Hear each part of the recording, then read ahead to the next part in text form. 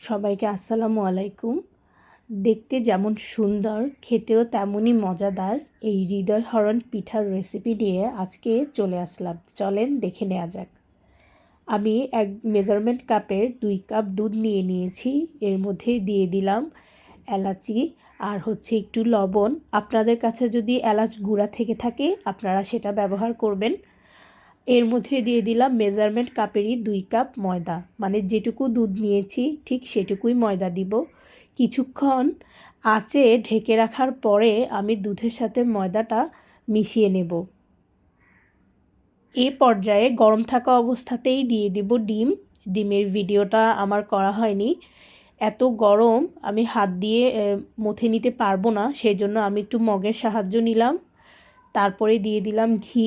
আপনারা অবশ্যই ঘি দিবেন, ঘি দিলে টেক্সচারটাও ভালো আসবে আর পিঠার খুব সুন্দর একটা স্মেল আসবে।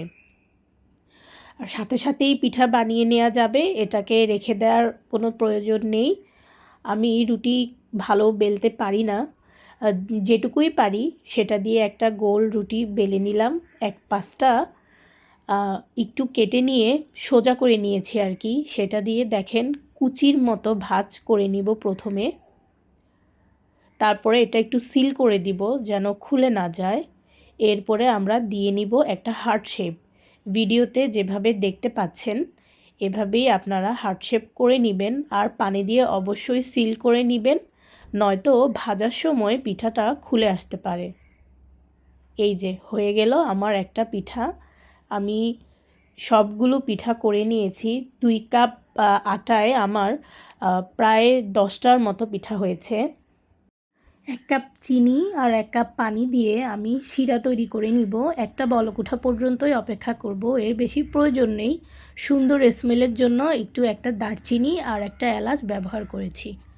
আর একটা প্যানে তেল গরম হয়ে আসলে আমি পিঠাগুলোকে হালকা লাল করে ভেজে নিব। এ পর্যায়ে চুলার আঁচ অবশ্যই মিডিয়াম থেকে লোতে রাখতে হবে এবং ধৈর্য নিয়ে পিঠাগুলো ভাজতে হবে। বেশি ভাজা হলে রঙটা কালচে টাইপের হয়ে আসবে।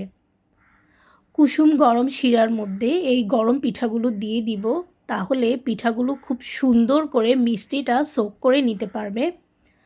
আর একটু যেন ভালো হয় সেজন্য আমি একটা সার্ভিং ডিশে এভাবে পিঠাগুলোকে সাজিয়ে রেখেছি যাতে সব পিঠায় মিষ্টি সমানভাবে ঢুকতে পারে। এই যে হয়ে গেল আমার হৃদয়হরণ পিঠা। ধন্যবাদ।